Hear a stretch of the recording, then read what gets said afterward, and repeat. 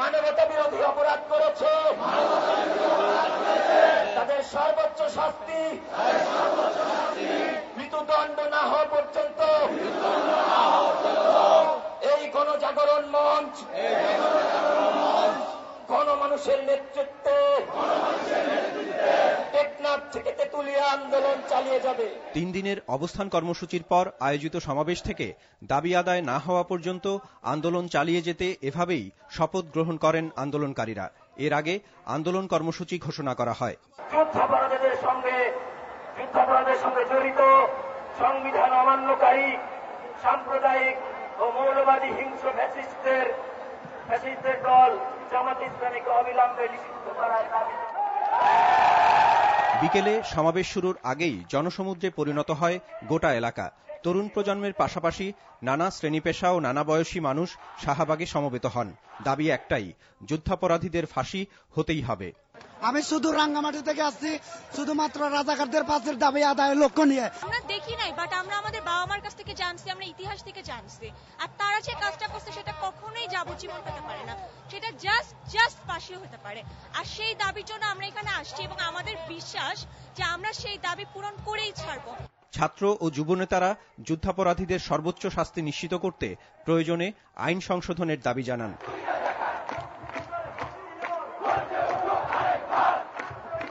তরুণদের দাবির প্রতি সমর্থন জানিয়ে তাদের আন্দোলনকে আরেকটি মুক্তিযুদ্ধ বলে আখ্যায়িত করেন মুক্তিযোদ্ধা ও সুশীল সমাজের প্রতিনিধিরা।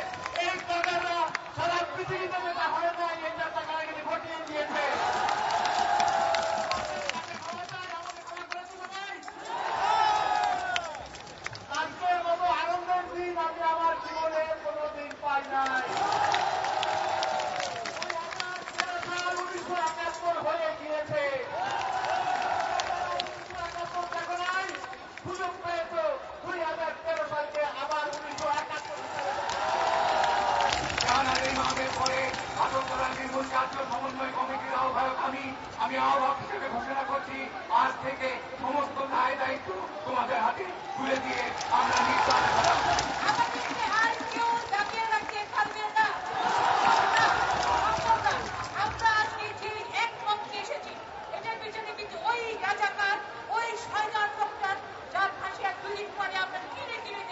আমাদের জানিয়ে যান যে আপনারা সেই আইনগুলো করবেন।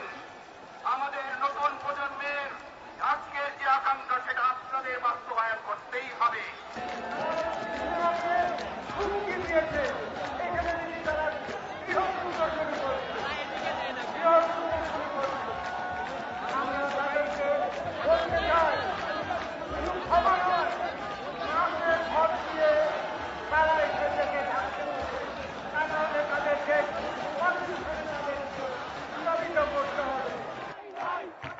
আন্দোলনকারীরা বলছেন, যুদ্ধাপরাধীদের ফাঁসি নিশ্চিত হলেই মুক্তিযুদ্ধ না করতে পারার তাদের আক্ষেপ কিছুটা দূর হবে।